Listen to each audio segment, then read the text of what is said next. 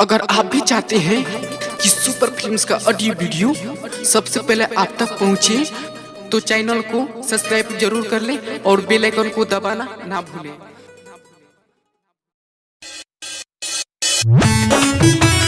हमारे बलोरो के साथ आगे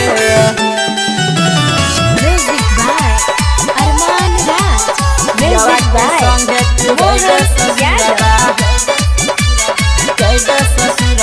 हमारे बलोरो के साथ आगे दोसरा से तोहरा हो गे शादी, हमारा लागे घाट आगे।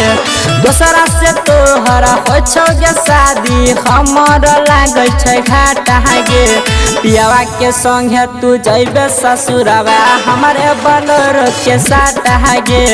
पियावा के संगे तू जैबे ससुरवा, हमारे बलोरो के साथ आगे। दोसरा के संगे हो गे शादी, हमारा लागे घाट आगे।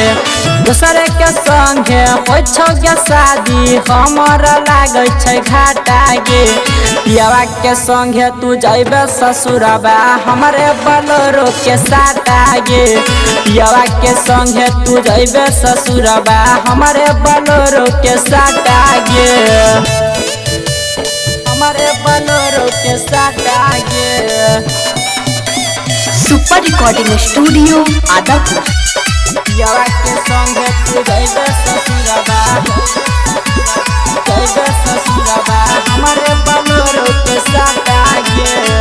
हमारे तू गरिया में बैठ जेबे ससुरवा, देख के जान हमारा धारा कही जियरवा। हमारे तू गरिया में बैठ जेबे ससुरवा, देख के जान हमारा धारा कई जियरवा। हमारा तोहर सुन गे रानी टूटल जाई छै नाता गे। हमारा तोहर सुन गे रानी टूटल जाई छै नाता गे। पियावा के संगे तू जैबे ससुरवा, हमारे बलोरो के साथ आगे। पियावा के संगे तू जैबे ससुरवा, हमारे बलोरो के साथ आगे। हमारे बलोरो के साथ आगे।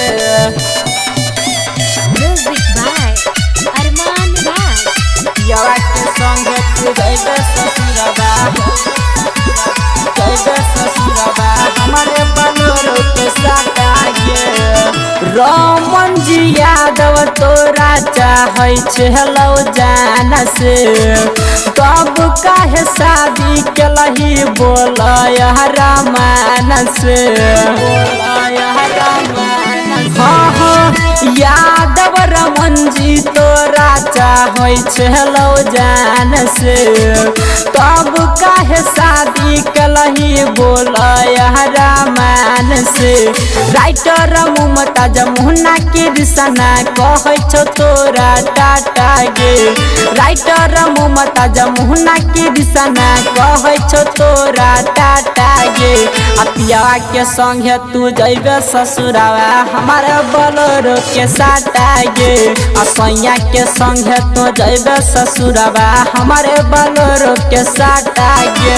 दोसरा से तोहरा हो गे शादी, हमारा लागे घाट आगे। पियावा के संगे तू जैबे ससुरवा, हमारे बलोरो के साथ आगे। पियावा के संगे तू जैबे ससुरवा, हमारे बलोरो के साथ आगे। Super recording studio Adapur.